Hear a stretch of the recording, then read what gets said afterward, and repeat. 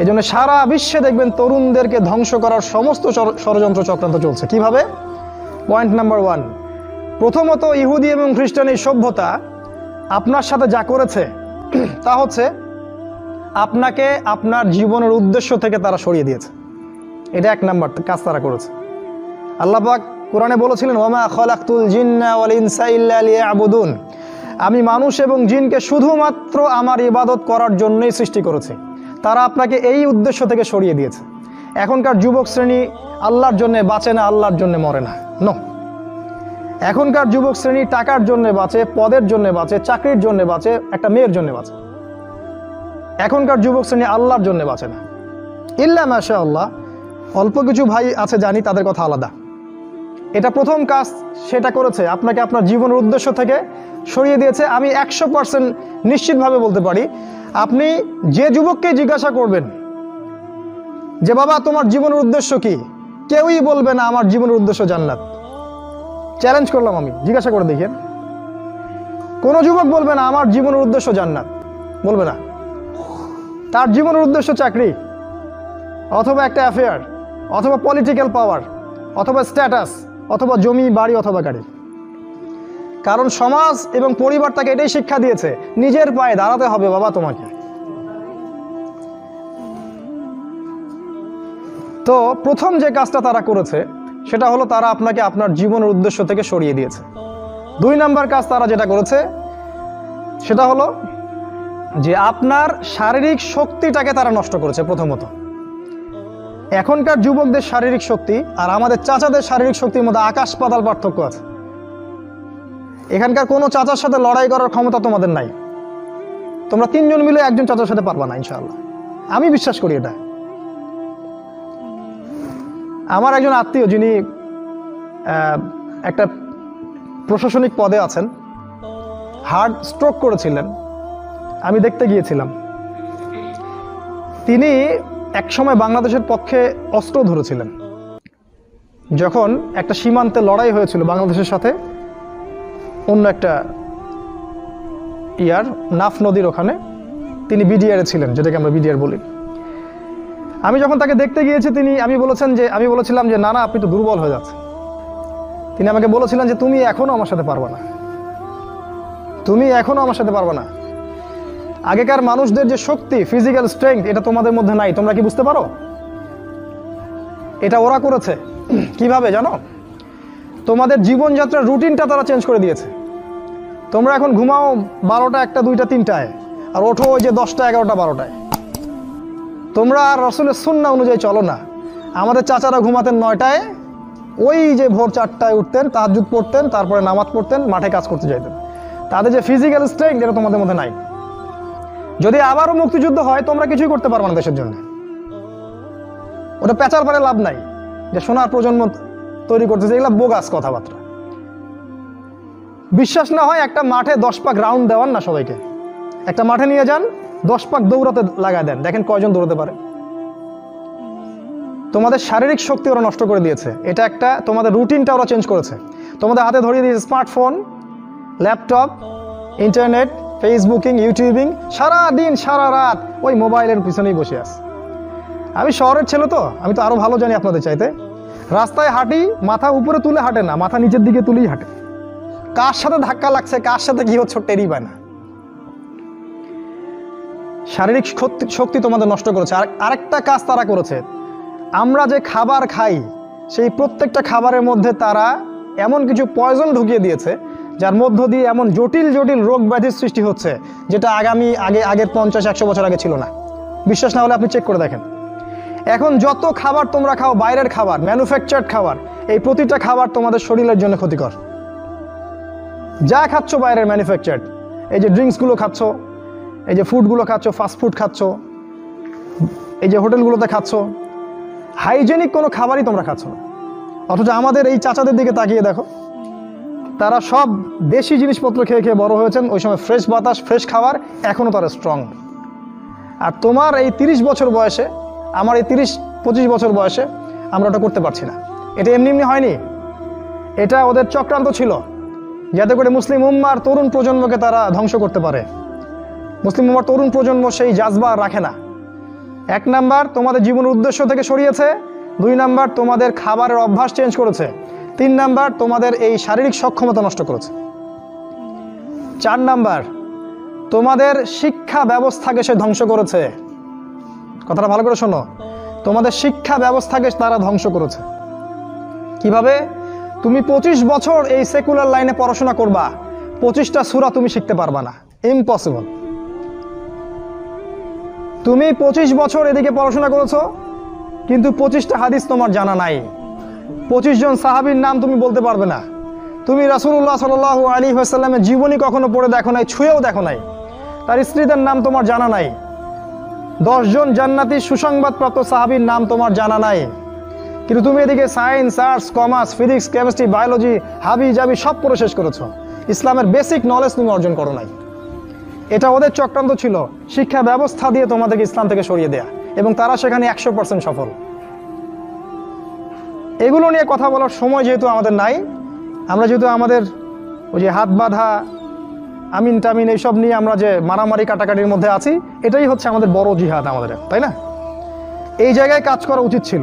পক্ষান্তরে যারা মাদ্রাসায় পড়ছি আমরা, অত্যন্ত দুঃখজনক যে মাদ্রাসায় পড়ার পরেও আমরা সাম্প্রদায়িক হয়ে যাচ্ছি কেন জানি।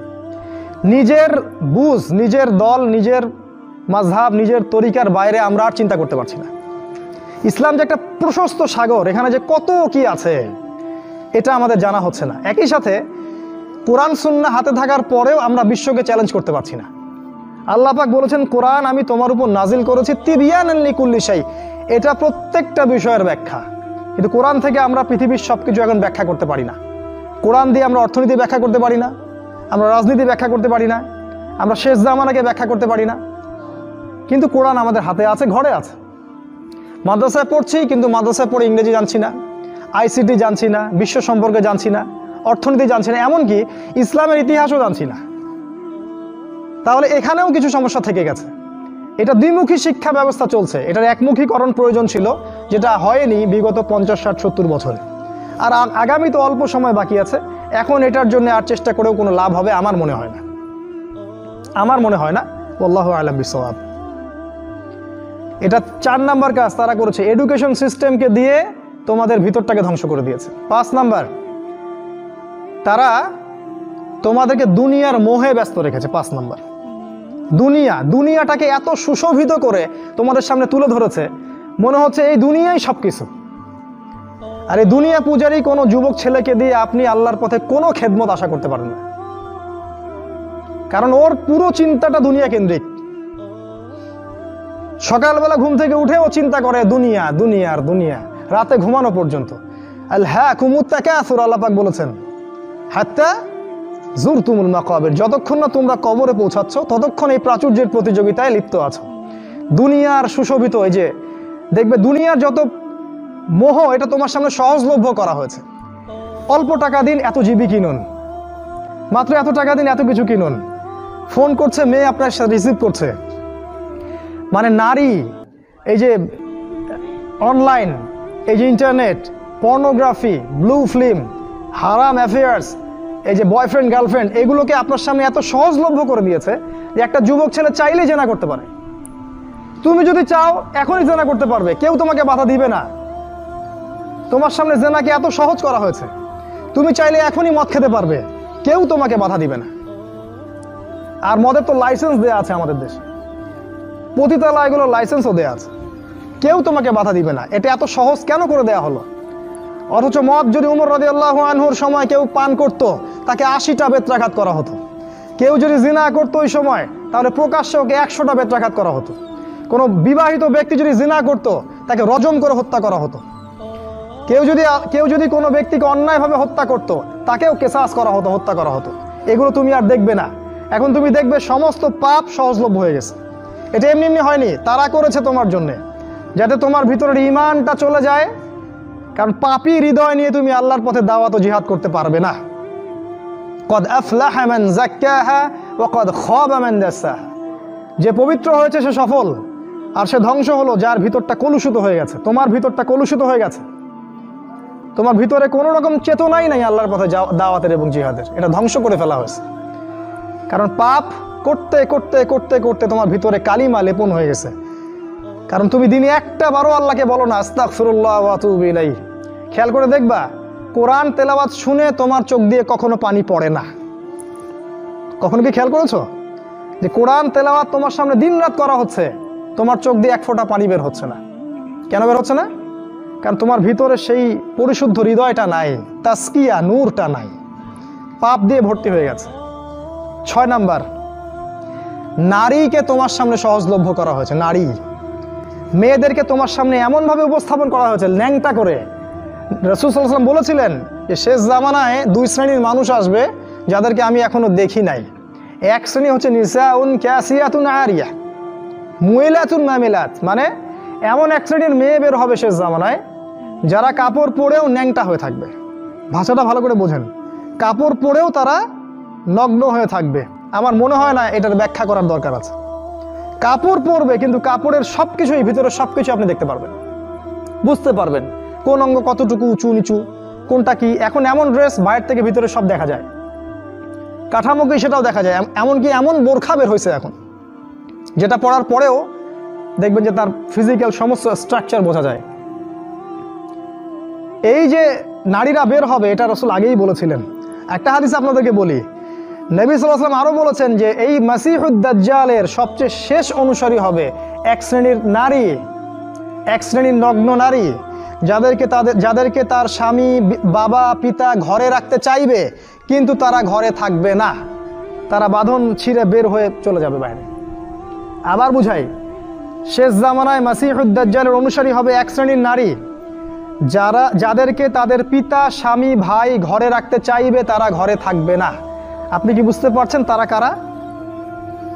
বর্তমান সময়ের এই ফ্যামিনিস্ট রেভলিউশন যারা করছে এরা সবাই দাজ্জালের অনুসারী।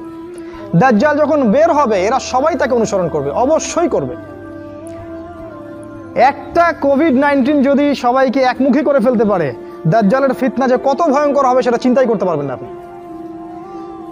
একটা খালি হুঙ্কার যে মূর্তি স্থাপন হবেই, যে এর বিরোধিতা করবে তার বিরুদ্ধে রাষ্ট্রদ্রোহের মামলা দেওয়া হবে। সারা দেশের মানুষ ম্যাক্সিমামই এখন ওইদিকে অনুসরণ করছে।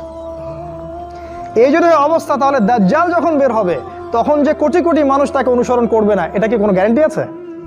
বরং কোটি কোটি মানুষই তাকে অনুসরণ করবে। তোমার সামনে নারীকে সহজলভ্য করে দেওয়া হয়েছে। স্কুলে নারী, স্কুল কলেজের মধ্যে কো এডুকেশন, ছেলে মেয়ে একসাথে বসে পড়াশোনা করে। একটা মেয়ে এরকম নগ্ন পোশাক পরে আমার সামনে যদি বসে থাকে দিনে 5 ঘন্টা, কয়দিন আপনি জেনা থেকে দূরে থাকতে পারবেন বলেন তো? আজকে আপনি দেখা করবেন, কালকে নোট নেবেন, তারপরে দেখা সাক্ষাৎ হবে, কফি খাবেন, এক পর্যায়ে ঘুরতে যাবেন, ডেটে যাবেন, আস্তে আস্তে আস্তে আস্তে তার সাথে আপনি জেনায় লিপ্ত হয়ে যাবেন। এর জন্য কি শুধু ছেলেটা দায়ী? এর জন্য কি শুধু ছেলেটাই দায়ী? এই মেয়েটাও দায়ী, এই মেয়ের পরিবারও দায়ী, এই ছেলের পরিবারও দায়ী। আর সবচেয়ে বড় দায়ী হচ্ছে সে ব্যক্তি যে এই সিস্টেমটাকে লঞ্চ করেছে এই দেশের মধ্যে, যে সিস্টেমের মধ্যে পড়াশোনা করাচ্ছে, এরাই সবচেয়ে বড় দায়ী। সূরা নূরের একটা আয়াত আছে না, যে যারা মুমিনদের সমাজের মধ্যে এই অশ্লীলতা ছড়ায় তারা যেন সতর্ক হয়ে যায়, আল্লাহর পক্ষ থেকে ভয়ঙ্কর আযাব তাদের উপর আসবে। হাদিসে আসছে এমন এমন রোগ ব্যাধির উদ্ভব হবে যেটা আগে কখনো হয়নি। এই দেখেন কি হচ্ছে এখন, এমন এমন রোগ ব্যাধি আসবে অশ্লীলতার কারণে, বেহায়াপনার কারণে, যেটা আদৌ কখনো পৃথিবীতে আসে নাই। দেখেন সামনে কি হয়, আরো ভয়ঙ্কর প্রলয় আসবে ইনশাআল্লাহ, কেউ ঠেকাতে পারবে না। নবীর কথা এগুলো, বদলানোর কোনো সুযোগ নাই। তোমরা পড়াশোনা করবা, তোমাদের সামনে মেয়েদেরকে ছেড়ে দেওয়া হয়েছে। কলেজে যাবা তখন তো আরো অবস্থা খারাপ, ফ্রি মিক্সিং, যা ইচ্ছা তাই করতে পারবা তোমরা। আর সামনের দিনগুলোতে দেখবা লিভ টুগেদারকে জায়েজ করে দেওয়া হবে, এটাও হবে, এটাও দেখার বাকি থাকবে না। অন্য দেশগুলোর মতো দেখবা ছেলে মেয়ে একসাথে থাকতে পারবে, বিয়ের দরকার হবে না, এটাও হবে সামনে। মেয়েকে সহজলভ্য করে দেওয়া হবে, চাইলেই তুমি জেনা করতে পারবে। এগুলো এমনি এমনি হয়নি, ওরা প্ল্যান করে এটা করেছে যাতে তোমার ভিতরের ইমানি তেজটা নষ্ট হয়ে যায়। ওয়াকাদ খাবা মান দাসাহা, যার ইমানের তেজ থাকবে না ধ্বংস হয়ে যাবে সে। 7 নাম্বার, তোমার প্রতি তারা প্ল্যান করেছে আর একটা এরকম, যে তোমাকে ইসলামের মধ্যে যখন তুমি ইসলাম ফলো করতে চাইবা, কোনোভাবে যদি তুমি ইসলাম ফলো করতে চাও, তখন দেখবা ইসলামের মধ্যে এসে 1000টা দলাদলি, 1000টা। তখন তুমি কনফিউজড হয়ে যাবা যে কোথায় যাব আর কোথায় হক পাবো। যারা ইসলামপন্থী তাদের মাঝেও তারা এমন একটা চক্রান্ত করে দিয়েছে যাতে মুসলিমরা মুসলিমদের সাথে সারা জীবন মারামারি কাটাকাটি করতে থাকে। বাস্তবতা দেখেন তাই হচ্ছে। এভাবে তারা তোমাকে ওদের গোলাম বানানোর প্ল্যান করেছে। 8 নাম্বার, রিজিক। তোমাকে সারাদিন রিজিকের টেনশন দিয়ে রেখেছে ওরা। রিজিক নিয়ে প্রতিটা যুবক টেনশন টেনশন আর টেনশন, কি করব, কি খাবো আর কি পরবো, কি কবে চাকরি পাবো আর কি ব্যবসা করবো, সারাদিন রিজিকের টেনশন। এই যে দারিদ্রতার ভয় আর রিজিকের ভয় দিয়ে তারা তোমাকে আল্লাহর পথ থেকে সরিয়ে দিয়েছে। 9 নাম্বার, আমি খুব শর্ট করে বলছি, অনেক ডিটেলস সময় লাগবে বেশি বললে। 9 নাম্বার হচ্ছে যে তারা যেটা প্ল্যান করেছে যে তোমার রিজিকের মধ্যে তারা হারাম ঢুকিয়ে দিয়েছে। হারাম, তুমি যে সেক্টরেই যাবা রিজিকের সন্ধানে, সেখানে গিয়ে দেখবা হারাম সেখানে যুক্ত হয়ে আছে। হয় ঘুষ থাকবে, না হলে সুদ থাকবে, না হলে প্রতারণা থাকবে, অথবা অন্য কোনো এমন কিছু থাকবে যার মধ্য দিয়ে তোমাকে রিজিক অন্বেষণ করতে হবে। চাকরিগুলোর দিকে তাকান, এখন দেখেন কি অবস্থা। ঘুষ ছাড়া আপনি চাকরি পাবেন? এটাও বিশ্বাস করতে বলেন আমাকে। আমি তো পাইলাম না ফার্স্ট ক্লাস রেজাল্ট নিয়ে। ব্যবসা করতে যাবেন, সেখানেও দেখবেন এমন এমন সিস্টেম করে দিয়েছে আপনি চাইলেও অনেক সময় হালাল ব্যবসা করতে পারবেন না। একটা হালাল পণ্যের ব্যবসা করবেন, সেখানেও হারাম তারা ঢুকিয়ে দিয়েছে। এগুলো এমনি এমনি হয়নি। আর 10 নম্বর একটা হচ্ছে যে ইসলামিক মানে জীবনের প্রতিটা ক্ষেত্র বলতে বোঝাচ্ছি আপনার ব্যক্তি জীবন, আপনার সামাজিক জীবন, আপনার পরিবার, আপনার এই যে রাষ্ট্র, বিশ্ব, ইসলামের প্রতিটা ক্ষেত্রে যে একজন ব্যক্তি হবে আপনার আদর্শ, তিনি হচ্ছেন কে? মুহাম্মদ রাসূলুল্লাহ সাল্লাল্লাহু আলাইহি ওয়াসাল্লাম। এটা কার কথা? আমাদের কথা না আল্লাহর কথা? লাকাদ কানা লাকুম ফি রাসূলিল্লাহি উসওয়াতুন হাসানাহ। ওই উসওয়াতুন হাসানাহ যাকে আপনার উচিত ছিল ব্যক্তি, পরিবার, সমাজ, রাষ্ট্র সমস্ত জীবনে বাস্তবায়ন করার, এই উসওয়াতুল হাসানাহ তারা সরিয়ে দিয়েছে, দেয় নাই? এখন আপনার উসওয়াতুল হাসানাহ কার্ল মার্কস অথবা লেনিন অথবা স্টেলিন অথবা আব্রাহাম লিঙ্কন অথবা অমুক তমুক দার্শনিক কেউ না কেউ। আপনি মুহাম্মদ সাল্লাল্লাহু আলাইহি ওয়াসাল্লামকে আর জীবনের সব ক্ষেত্রে নেতা হিসেবে গ্রহণ করতে চান না। কথা কি মিথ্যা বলেছি? আপনি হয়তো ইবাদত করছেন তার পদ্ধতিতে, তা আপনি অর্থনৈতিক জীবনে গিয়ে তার হেদায়েত মানছেন না। আপনি সামাজিক ক্ষেত্রে গিয়ে রাসূলের আদর্শ মানছেন না। বিশ্ব রাজনীতি করতে আপনি রাসূলের আদর্শের মোটেই পরোয়া করছেন না, ওটা জাদুঘরে। এই বিষয়গুলোতে আমরাই ভালো বুঝি। অপেক্ষা করতে থাকেন। জাস্ট আমার তো কিছু করার নাই, আমাদের তো কিছু বলারও নাই, আমরা তো মাজলুম এবং দুর্বল। আমরা শুধু এতটুকু বলবো, আপনি just wait until you reach your grave. আপনি যতক্ষণ পর্যন্ত আপনার কবরে পৌঁছান নাই, ওই পর্যন্ত অপেক্ষা করতে থাকেন। তারপরে দেখেন আপনার সাথে কি হয়। যখন ফেরেশতারা কলার ধরে তুলে প্রশ্ন করবে, মান হাযা রাজুল বুইসা ফীকুম, এই ব্যক্তি কে ছিল যাকে তোমাদের কাছে রাসূল করে পাঠানো হয়েছিল, তখন এরা কোশ্চিন কালেও বলতে পারবে না যে ইনি হচ্ছেন রাসূলুল্লাহ সাল্লাল্লাহু আলাইহি ওয়াসাল্লাম। বলে মা আদরি, আমি জানি না, লা আদরি, আমি জানি না। মানুষ কিছু বলতো, আমি শুনতাম। খুবই ভয়ঙ্কর জায়গা। একজন সাহাবীর নাম বলি, সাদ বিন মুআজ রাদিয়াল্লাহু আনহু। নাম শুনেছেন? তোমরা তো শোনো নাই মনে হয়। সাদ বিন মুআজ এত ভালোবাসতেন নবী তাকে যে তার মৃত্যুতে রাসূল সাল্লাল্লাহু আলাইহি ওয়াসাল্লাম এত কষ্ট পেয়েছিলেন। সাদ বিন মুআজ আনসার সাহাবী ছিলেন। তার একার দাওয়াতে প্রচেষ্টায় মদিনায় বহু মানুষ ইসলাম কবুল করেছিল। এই মানুষ খন্দকের যুদ্ধে তার গায়ে একটা তীর লাগে, প্রচুর রক্ত প্রবাহ হয় এবং তিনি মারা যান, শহীদ হয়ে যান। এই সাদ বিন মুআজের জানাজায় 70,000 ফেরেশতা অংশ নিয়েছিল এবং আল্লাহ রাব্বুল আলামিনের আরশ এই বান্দার মৃত্যুতে কেঁপে উঠেছিল। আপনাকে বলতে চাচ্ছি, এই সাদ বিন মুআজ রাদিয়াল্লাহু আনহুর কবরেও চাপা দেয়া হয়েছে, দুদিক থেকে চাপা দেয়া হয়েছে। তিনি বলেছেন, রাসূল সাল্লাল্লাহু আলাইহি ওয়াসাল্লাম, যদি কোনো ব্যক্তির কবরে আযাব না হতো তাহলে সাদ বিন মুআজের কবরে আযাব হতো না। তার কবরেও প্রশ্ন হয়েছে এবং চাপ দেওয়া হয়েছে। কবরের জীবন কেমন করে আপনাকে বুঝাবো, কিভাবে বুঝাবো আমরা?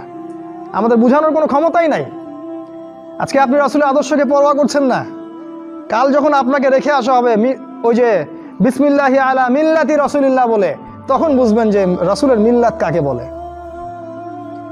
আল্লাহ পাক আমাদেরকে উসওয়াতুল হাসানাহ নির্ধারণ করার তৌফিক দান করুন। উসওয়াতুল হাসানাহ হবে একজন ব্যক্তি, দ্বিতীয় কোনো ব্যক্তি না। তিনি হচ্ছেন আমাদের প্রিয় নবী মুহাম্মদুর রাসূলুল্লাহ সাল্লাল্লাহু আলাইহি ওয়াসাল্লাম। হ্যাঁ, এটা ঠিক যদি কোনো ব্যক্তির কথা রাসূলের কথার সাথে মিলে যায়, সে যেই হোক না কেন তার কথা মানতে আমরা প্রস্তুত ইনশাআল্লাহ। বরং ওই কথা মানাই আমাদের জন্য ফরজ। আর পৃথিবীর যে ব্যক্তিই হোক না কেন, সে যত বড় নেতা হোক না কেন, যেই হোক না কেন, কারো কথা যদি নবীর কথার সাথে না মেলে, তাহলে সেই কথা মানতে আমরা মোটেও বাধ্য নই, বরং সেটাকে না মানাই হচ্ছে আপনার ঈমানের দাবি। এই 10টা কাজ তারা করেছে, এছাড়া আরও কিছু কাজ করেছে, আজকে আমি অত বলার সময় পাচ্ছি না। এখন আপনার প্রতি নাসিহা হচ্ছে যে যদি আপনি চান যে আপনার যৌবনকালটাকে আপনি আল্লাহর পথে ব্যয় করবেন, দুনিয়াতেও সুখী হবেন, পরকালেও সুখী হবেন, তাহলে আপনার জন্য একটা হাদিস আমি পেশ করছি। নবী সাল্লাল্লাহু আলাইহি ওয়াসাল্লাম বলেছেন, কিয়ামতের মাঠে 7 শ্রেণীর মানুষকে আল্লাহ পাক আরশের ছায়ায় ছায়া দিবেন। তার মধ্যে 1 শ্রেণীর মানুষ হচ্ছে তারা যারা তাদের যৌবনকালটাকে আল্লাহর পথে ঢেলে দিয়েছে। আপনি কি চান কিয়ামতের মাঠে আল্লাহ আপনাকে আরশের ছায়া দেখ? আমি এটা অনেক দিন বলেছি হাদিসটা, যে কিয়ামতের মাঠে মানুষ যখন উঠবে তখন তাকে 5টা প্রশ্ন করা হবে। তোমার জীবন কোন কালে ব্যয় করেছো? তোমার যৌবন কোন কাজে ব্যয় করেছো? কোন পথে সম্পদ উপার্জন করেছো আর কোন পথে সম্পদ ব্যয় করেছো? আর জানা অনুযায়ী আমল করেছিলে কি না? এখানেও দেখেন, তোমার যৌবন কোন পথে ব্যয় করেছো আলাদা প্রশ্ন হবে। যদি আমরা যৌবন আল্লাহর পথে ব্যয় করতে পারি, আরশের ছায়া আপনি ছায়া পাবেন ইনশাআল্লাহ। আপনার নেতা হবে জান্নাতে হুসাইন রাদিয়াল্লাহু আনহু। এটা তো জানেন, তিনি হবেন জান্নাতে যুবকদের সর্দার। কত যুবক যে পৃথিবী থেকে চলে গেছে, হে আমার ভাই, আপনাকে কেমন করে বুঝাই, যারা দিন রাত কোনো কিছুর পরোয়া করেন নাই, দিন রাত আল্লাহর পথে ছুটে চলেছেন। ওই খালিদ বিন ওয়ালিদ রাদিয়াল্লাহু আনহুকে দেখেন, তিনি মৃত্যুসজ্জায় বলেছিলেন যে আমি জাহাদতু কাযা ওয়া কাযা, আমি যে কতই না যুদ্ধ করেছি আল্লাহর পথে, আমার শরীরে এমন একটা দাগও নাই যেখানে, মানে একটা জায়গাও বাকি নেই আমার শরীরের মধ্যে যেখানে কোনো তরবারির আঘাত নাই বা বর্ষার ছোঁয়া নাই। সেদিন তিনি মৃত্যুসজ্জায় বলছিলেন যে আজকে আমি আমার বিছানায় মারা যাচ্ছি, আমি যুদ্ধের মাঠে মারা যাওয়ার সৌভাগ্য আমার হলো না। ফালা নামাত আইনুল জুবালা, তিনি বলেছিলেন যে পুরুষদের 2 চোখ যেন কখনো না ঘুমায়। ওই দেখো যুবক, তোমার আদর্শ। খুবাইব রাদিয়াল্লাহু আনহু, ইসলামের জন্য তাকে দায়ী করে পাঠানো হয়, রাজি নামক একটা জায়গায় কাফেররা তাকে ধরে ফেলে এবং তাকে শুল দণ্ড দিয়ে হত্যা করে। খুবাইব রাদিয়াল্লাহু আনহুকে যখন শুল দেওয়া হচ্ছিল, তিনি বলছিলেন, এই কবিতাটা ভালো করে পড়বা, রাহিকুল মাকতুম বই আছে, লাস্তু উবালি হিনা উক্তালু মুসলিমান। তাকে যখন শুল দণ্ড দেওয়া হচ্ছে, শুল দণ্ড মানে বোঝো, পিছন দিয়ে মানে লৌহ দণ্ড প্রবেশ করিয়ে মাথা দিয়ে বের করে দিত, কঠিন দণ্ড, একটা ফাঁসি টাসির চেয়েও ভয়ঙ্কর। এই শুল দণ্ড তাকে দেওয়া হচ্ছে এবং বলা হচ্ছে, তুমি কি চাও তোমাকে ছেড়ে দেই আর মুহাম্মাদকে তোমার জায়গায় শুলদণ্ড দেই? কাফেররা বলেছিল। আর এই যুবক বলেছিলেন যে আমার জীবনের বিনিময়ে নবীর একটা চুলের আঘাত পাক, সেটাও আমি চাই না। দোয়া করছে, আল্লাহ আমার মৃত্যুর সংবাদটা নবীকে পৌঁছে দিও। আল্লাহ পাক সেটা পৌঁছে দিলেন।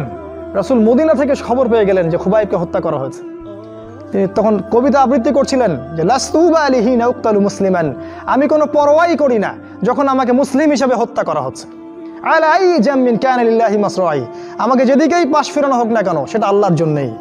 ওয়াযালিকাল ইলাহু ওয়া ইয়াশা, এবং তিনি হচ্ছেন এমন ইলাহ যিনি যদি চান ইউবারিক আলা ফি কুল্লি শিলউই মিমাসা, তাহলে তিনি প্রত্যেকটা আমার গোশত টুকরা হাড্ডির মধ্যে বরকত দিতে পারবেন।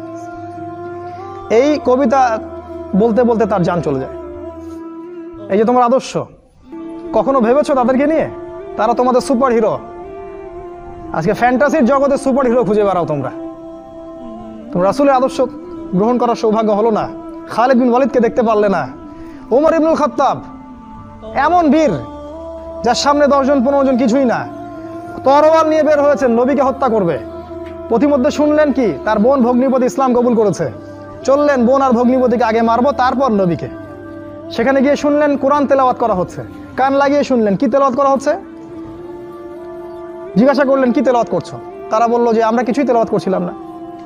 তিনি মারধর শুরু করলেন। এক পর্যায়ে একটা কাগজ বের হয়ে আসলো, ওই যে নুসখা, সেখানে লেখা ছিল সূরা তাহা। সেই সূরা তাহার তিলাওয়াত শুনে পড়তে পড়তে পড়তে পড়তে তার চোখ দিয়ে দরদর করে পানি পড়তে লাগলো এবং তিনি বলতে লাগলেন, ইয়ানবাগি লিমান ইয়াকুলু হাদা আল্লা ইউবাদা মাআহু গায়রা, যে সত্তা এরকম কুরআন নাজিল করতে পারে উচিত হবে না যে তার সাথে কাউকে শরীক করা হোক। বললেন, শাহিদতু আল্লা ইলাহা ইল্লাল্লাহ ওয়া আন্না মুহাম্মাদান রাসূলুল্লাহ, আমি সাক্ষ্য দিচ্ছি আল্লাহ ছাড়া কোনো মাবুদ নাই এবং মুহাম্মদ আল্লাহর রাসূল সাল্লাল্লাহু আলাইহি ওয়াসাল্লাম। খুযুনি ইলা রাসূলিল্লাহি ওয়া আসহাবিহি, আমাকে আল্লাহর রাসূল এবং সাহাবীদের কাছে নিয়ে চলো, আমি ইসলাম কবুল করব এখনই গিয়ে। সেখানে গিয়ে নবীকে বললেন, ইয়া রাসূলুল্লাহ, আমি জিতুকা উমিনু বিল্লাহি ওয়া রাসূলিহি, আমি আপনার কাছে এসেছি আল্লাহ এবং আপনার প্রতি ঈমানদার হয়েই এসেছি। ওয়া বিমা জিতা বিহি মিন ইনদিল্লাহ, আর আপনি আল্লাহর পক্ষ থেকে যা নিয়ে এসেছেন এই কোরআনের প্রতি ঈমানদার হয়েই আমি এসেছি এখানে। তিনি বললেন, ওই সময় উমর ইবনুল খাত্তাব, যে ইয়া রাসূলুল্লাহ, আমরা কি হকের উপর নাই? আলাসনা আলাল হক ওয়া লাইসু আলাল বাতিল, আমরা কি হকের উপর নাই? মুশরিকরা কি বাতিলের উপর নাই? তাহলে আমরা কেন গোপনে গোপনে ইসলামের দাওয়াত দিব? আজকে থেকে প্রকাশ্যে ইসলামের দাওয়াত দিব। তখন থেকে ইসলাম প্রকাশ্যে দাওয়াত পেয়েছে, তার আগে পায়নি। তুমি ওমর হতে পারো না? একটা ছেলেকে দেখলাম অনলাইনে, আমি তাকে চিনি না, অনলাইনে একটা স্ট্যাটাস দেখেছিলাম খালি, ইসলামের পক্ষে কিছু একটা বলার কারণে তার একটা বড় পথ চলে গেছে এবং সে স্ট্যাটাস দিয়েছে যে যদি একদিন বাঁচি সিংহের মতো বাঁচবো, তাও ধর্মকে আমি দলের কাছে বিক্রি করব না। মন থেকে দোয়া চলে আসলো ওর ওখানে। আমি কমেন্ট করেছি যে তোমাকে আল্লাহ ওমরের মতো কবুল করুক। হামজা বীর বীর বীর সাহাবী, যাকে উহুদের যুদ্ধে শহীদ করা হয়েছে, আবু জেহেল রাসূলকে চর মেরেছিল একটা। হামজা রাদিয়াল্লাহু আনহু যখন শুনেছেন আবু জেহেল রাসূলকে মেরেছে, সরাসরি আবু জেহেলের বাসায় ওকে গলার ধরে বের করে প্রচণ্ড জোরে ঘুষি একটা মারা হলো। বলা হলো যে আমার ভাতিজা যে দিনের উপর আছে আমিও সেই দিনের উপর আছি, রুদ্দাহা ইন ইসতাতা'তা, তোমার ক্ষমতা থাকলে আমাদেরকে ঠেকিয়ে দেখাও দেখি। তিনি রাসূলের কাছে গেলেন, বললেন, ইয়া ইবনা আখি, হে আমার ভাতিজা, কুনতু আনসুরুকা বিল হামিয়া, আমি তোমাকে সাহায্য করতাম আত্মীয়তার সম্পর্কের কারণে।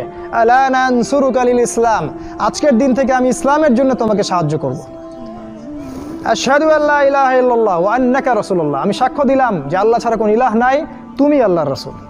এই যে ইসলামের শক্তি বাড়তে থাকলো তখন, তো তুমি হামজার মতো হতে পারো না?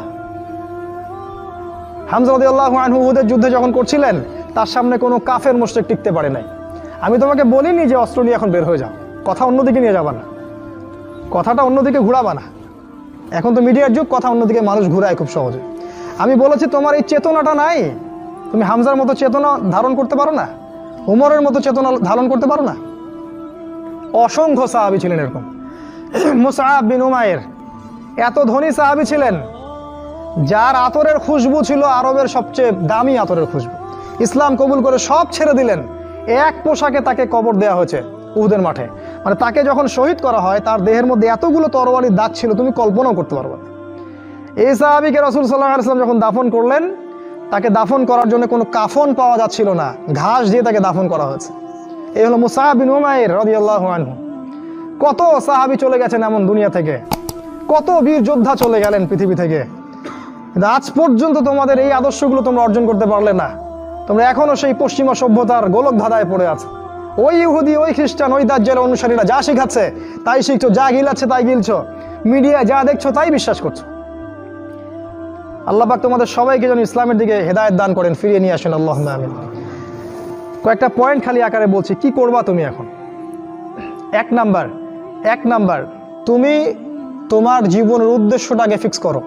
ঠান্ডা মাথায় আজকে রাতের বেলা চিন্তা করবা যে আল্লাহ পাক তোমাকে কি জন্য দুনিয়ায় পাঠিয়েছেন। একটু চিন্তা করবা, 1 মিনিট একটু চিন্তা করবা যে তুমি পৃথিবীতে নাই, তুমি মারা গেছো। চিন্তা করবা তুমি মারা গেছো। এরপর চিন্তা করবা তুমি যে মারা গেছো, পৃথিবীর কারো কোনো সমস্যা হচ্ছে কিনা। তুমি যে মারা গেছো, পৃথিবী কি থেমে আছে? তোমার পরিবার থেমে থাকবে? তোমার শিক্ষা, তোমার বন্ধু বান্ধব, তোমার আত্মীয় স্বজন কেউ থেমে থাকবে? কেউ থেমে থাকবে না। তুমি পৃথিবীতে থাকো বা না থাকো, কারো কিছু আসে যাবে না। আল্লাহ পাক তোমাকে যে পৃথিবীতে রেখেছেন, একটা সুযোগ খালি দিয়েছেন, যাতে তুমি আল্লাহর দ্বীনের জন্য কিছু করতে পারো। এটাই আল্লাহ তোমার কাছে চান, আর কিচ্ছু চান না। আর কিচ্ছু আল্লাহ তোমার কাছে চান না। আল্লাহ চান তুমি একজন ভালো মানুষ হও, ভালো মুসলিম হও এবং দিনের জন্য কিছু খেদমত করে পৃথিবী থেকে বিদায় নাও। এই দিন তুমি ছাড়াও বিজয়ী হবে ইনশাআল্লাহ। তুমি থাকো বা না থাকো, এই দিন কিন্তু বিজয়ী হবেই। হয় তোমাকে নিয়ে হবে অথবা তোমাকে ছাড়াই হবে। জীবনের উদ্দেশ্য ফিক্স করো। জীবনের উদ্দেশ্য একটাই, জান্নাত। জান্নাত পাওয়ার জন্য যা করা দরকার তাই করতে হবে। কোরআন হাদিস মেনে চলা থেকে শুরু করে আমল করা, আদব আখলাক সব কিছু এর মধ্যে চলে আসবে ইনশাআল্লাহ। আল্লাহ পাক তোমাকে পথ দেখাবেন। আগে তুমি জীবনের উদ্দেশ্য ফিক্স করো। একটা কথা বলি, সবাই তোমাদেরকে বলবে জীবনে সফল হতে হবে। অনেক কথা আমি বলছি আমার ব্যক্তিগত অভিজ্ঞতা থেকেই বলছি। আল্লাহ পাক আলহামদুলিল্লাহ ফার্স্ট সেকেন্ড ছাড়া রেজাল্ট আমাদের হতো না। যখন থেকে আমরা বুঝতে পেরেছি যে ট্র্যাকে আমরা যাচ্ছি সে ট্র্যাকটা ভুল, সে ট্র্যাকটা ভুল, এই বুঝটা যখন থেকে আসছে আমাদের মধ্যে, আমরা চেষ্টা করছি অন্যদেরকে আমাদের শিক্ষা দিয়ে সচেতন করার জন্য। আমরাও ভুল করেছি, ভুলের উপর ভুল করেছি। আল্লাহ পাক যেন মাফ করেন, আল্লাহুম্মা আমিন। সাফল্যের সংজ্ঞা শেখানো হতো আমাদেরকে পরিবার থেকে। সফল হতে হবে বাবা, নিজের পায়ে দাঁড়াতে হবে, বাবাকে দেখতে হবে, মাকে দেখতে হবে, অমুক তমুক ইত্যাদি ইত্যাদি। বিয়ে করবি কি নিয়ে, তোর তো কিছুই নাই, বলে নাই কথাগুলো আপনাদেরকে। চাকরি বাকরি করতে হবে, প্রতিষ্ঠিত হতে হবে। শোনো, সাফল্যের একটা সংজ্ঞা দিয়েছেন আল্লাহ কোরআনে, একটাই সংজ্ঞা, সূরা আল ইমরানের মধ্যে আছে। আজকে আমি সব ডিটেলস বলার সময় পাচ্ছি না। সূরা আল ইমরানের মধ্যে আছে, কুল্লু নাফসিন যায়িকাতুল মাউত, প্রত্যেকটা নফস মারা যাবে এবং কিয়ামতের মাঠে তাদের পুরোপুরি প্রতিদান তাদেরকে দেয়া হবে। এখানে আল্লাহ সাফল্যের সংজ্ঞা দিয়েছেন, ফামান যুহজিহা আনিন নার ওয়া উদখিলাল জান্নাহ ফাকাদ ফাজ। ওই দিন কিয়ামতের মাঠে যাকে জাহান্নাম থেকে বাঁচানো হবে আর জান্নাতে প্রবেশ করানো হবে, ফাকাদ ফাজা, এই ব্যক্তি হচ্ছে সফল। সাফল্যের সংজ্ঞা কোথায় পাইলেন? যদি আমরা জাহান্নাম থেকে বাঁচতে পারি প্রত্যেক ব্যক্তি এবং জান্নাতে যেতে পারি, সেই সফল। এছাড়া কেউই সফল না, এই পৃথিবীর কেউই সফল না, কেউ না। সে যত বড় রাষ্ট্রনেতা হোক, পণ্ডিত হোক, বিজ্ঞ হোক, পণ্ডিত কে হয় হোক, যার দাপটে সারা বিশ্ব কাঁপে, এও সফল না যদি না সে জান্নাতে যেতে পারে। কিন্তু একজন এই ভ্যান চালক, এক রিক্সা চালক, এক আমার ওই গরিব চাচা, ওই কৃষক, সে যদি হিসাব দিয়ে জান্নাতে যেতে পারে, সে সফল। তিনিই সফল, তিনি আল্লাহর কাছে পছন্দের বান্দা। অতএব জীবনের উদ্দেশ্যটাকে ঠিক করে ফেলো, এটা প্রথম কাজ। দ্বিতীয় কাজ, তোমাকে জ্ঞান অর্জন করতে হবে। দ্বিতীয় কাজ, কিসের জ্ঞান অর্জন করবে?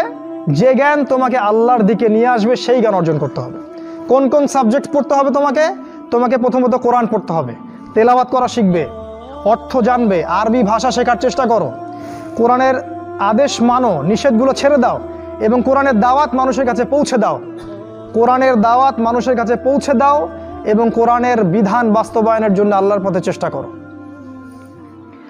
আর কি সাবজেক্ট পড়তে হবে? তোমাকে হাদিস পড়তে হবে, রাসূলের হাদিস, অসংখ্য হাদিস, এগুলো পড়তে হবে তোমাকে।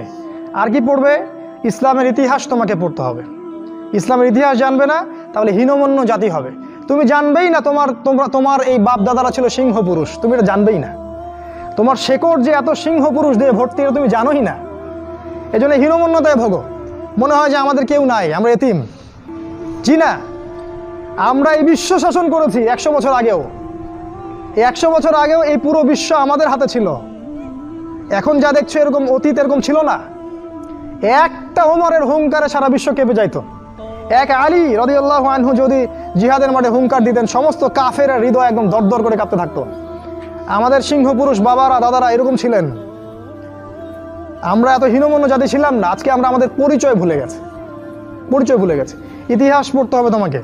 আর কি পড়তে হবে? ইসলামের অর্থনীতি পড়বে। অর্থনীতি জানো না, তুমি হালাল হারাম বুঝতে পারবে না। ওরা তোমার সাথে প্রতারণা করে এমন হারাম ঢুকিয়ে দিবে তুমি বুঝতেই পারবে না এটা হারাম ছিল। ইকোনমিক্স পড়তে হবে, খুব ইম্পর্টেন্ট সাবজেক্ট এই জামানার জন্য। আর কি পড়তে? পলিটিক্যাল সায়েন্স, এই বিশ্ব রাজনীতি সম্পর্কে পড়াশোনা করবে, এটা গুরুত্বপূর্ণ সাবজেক্ট। এছাড়া জেনারেল লাইনে যে পড়াশোনাগুলো করছো এগুলো ভালো, আমি এগুলো পড়তে নিষেধ করিনি। আমি বলেছি এগুলোর শিকড়টা হবে ইসলামিক। তুমি ডাক্তার হও আর ইঞ্জিনিয়ার হও আর কি হও, এটাতে আমাদের কোনো আপত্তি নাই। শিকড়টা হতে হবে ইসলামিক, কোরআন এবং সুন্নাহ ভিত্তিক। আর একটা সাবজেক্ট পড়বে ফিকহ। ফিকহ যদি না পড়ো তাহলে কি হবে জানো? তাহলে নফল মোস্তাহাব আমলগুলো নিয়ে মারামারি কাটাকাটি করে ফরজ ঐক্য নষ্ট করে ফেলবা। এখনকার দেখো না যে অল্প কিছু পড়াশোনা করে 2 পাতা পড়াশোনা করে দায়ী হয়ে গেছে একেবারে। কোরআনটা ঠিক মতো পড়তে পারে না, কোরআনটা রিডিং ঠিক মতো পড়তে পারে না, বড় বড় ফতোয়া দিয়ে বেড়াচ্ছে ওইটা হালাল আর ওইটা হারাম, ওইটা অমুকের এই নাই অমুকের সেই নাই। হচ্ছে না এটা ফিকহ না জানার কারণে হচ্ছে। ফিকহের বুঝ কঠিন বুঝ, গভীর বুঝ।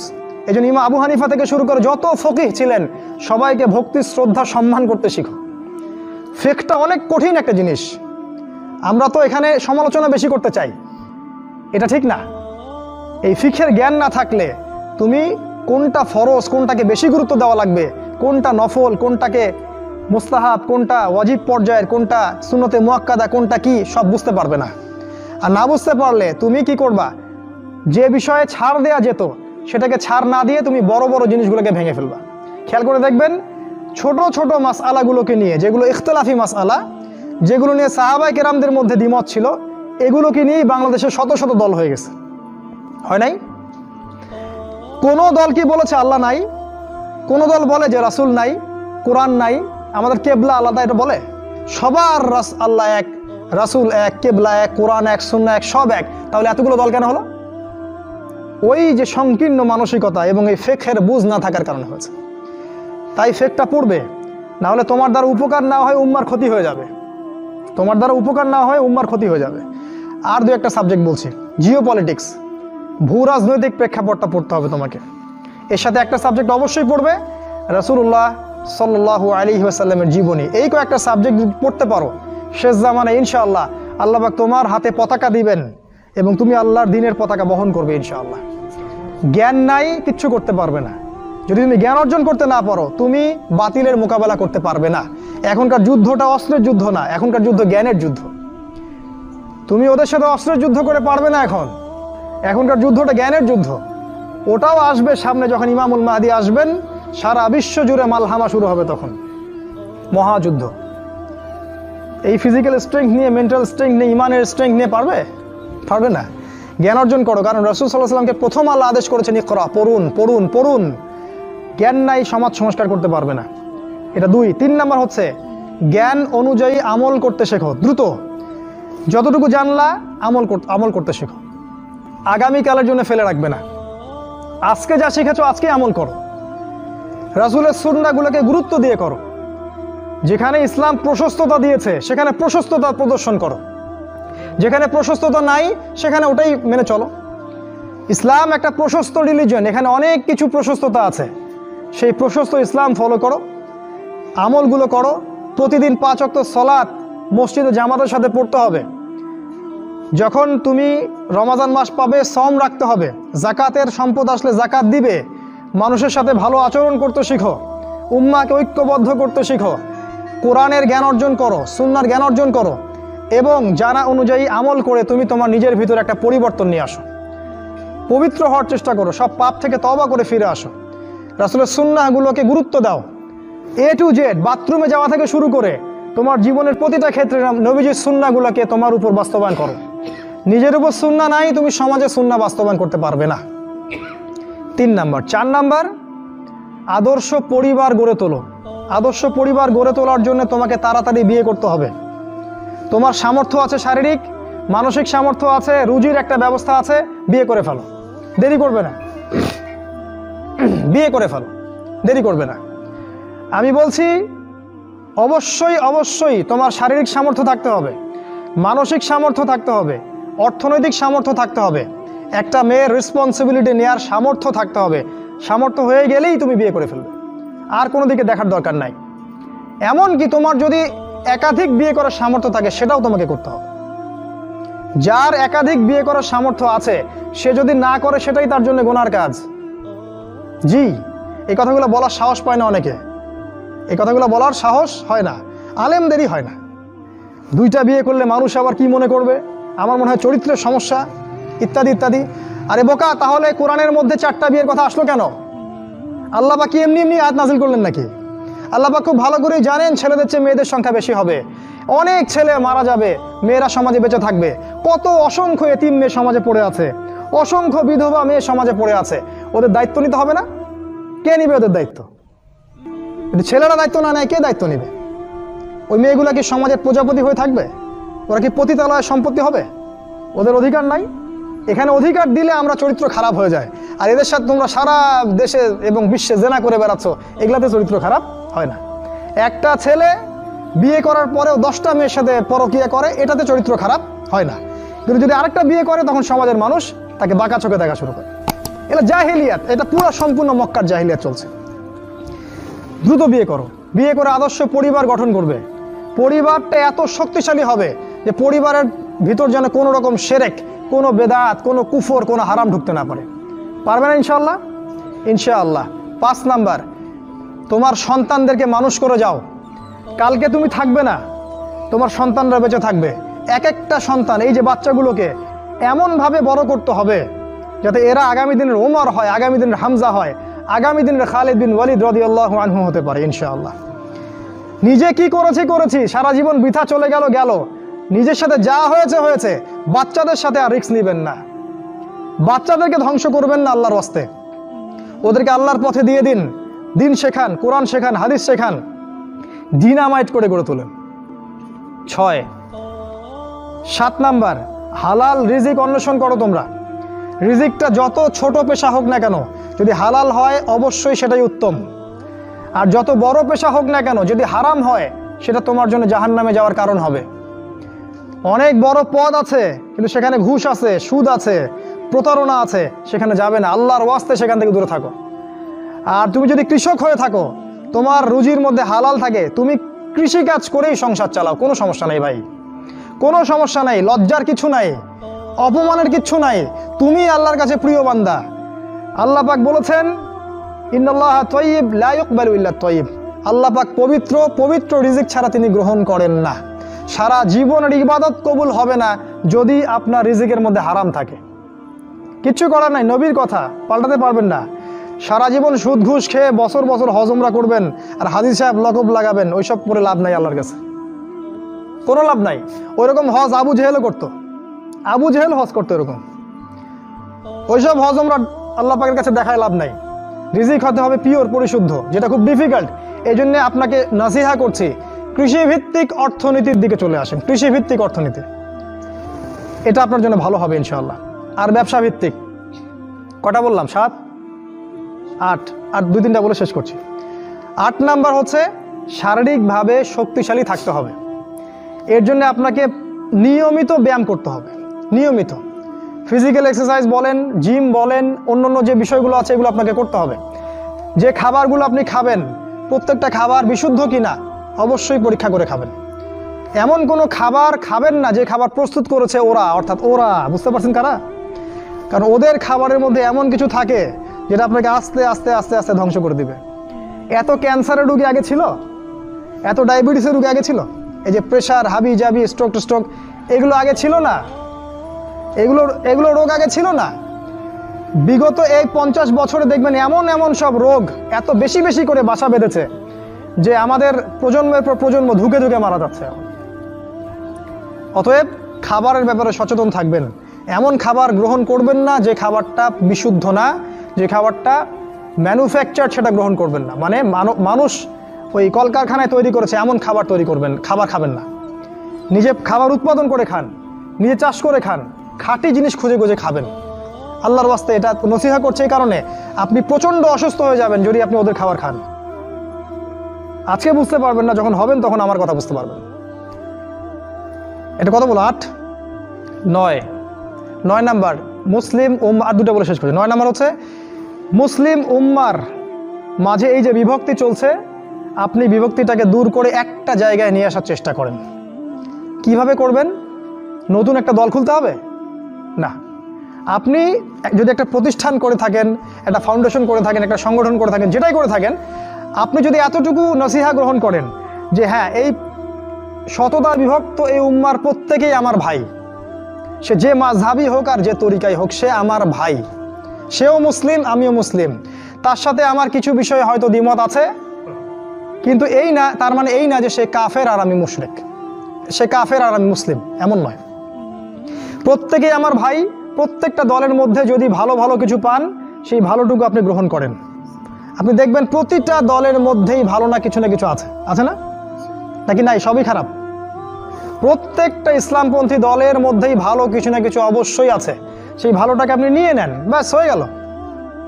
আর প্রতিটা ইসলামপন্থী দলের মধ্যে দেখবেন কিছু না কিছু বিতর্কিত বিষয় আছেই, নাকি সব 100% পারফেক্ট আছেই, ওগুলোকে আপনি ছেড়ে দেন, দিয়ে আপনি সবাইকে নিয়ে বসার চেষ্টা করেন, যেটাই করবেন সবাইকে নিয়ে করার চেষ্টা করেন। হ্যাঁ, এখানে মতবিরোধপূর্ণ যে মাসআলাগুলো আছে এখানে আপনি উদারতা প্রদর্শন করুন, ফিকহের ব্যাপারে উদারতা প্রদর্শন করুন, আকীদার ব্যাপারে আপনি স্ট্রং থাকেন, ব্যাস। এভাবে আপনি উম্মার মধ্যে একটা ঐক্য আনতে পারবেন ইনশাআল্লাহ। আর এই উম্মার ঐক্য যদি না থাকে তাহলে আগামী দিনগুলোতে এই উম্মাকে বাঁচাতে পারবে না কেউ না। এই উম্মার ঐক্য যদি ধ্বংস হয়ে যায়, যেটা হয়ে গেছে প্রায়, এই অবস্থা যদি চলতে থাকে আগামী 10 বছর, এই উম্মার ধ্বংস কেউ ঠেকাতে পারবে না ইল্লা মাশা আল্লাহ। খুবই কনসিয়াস থাকেন, এটা ফরজ জিনিস।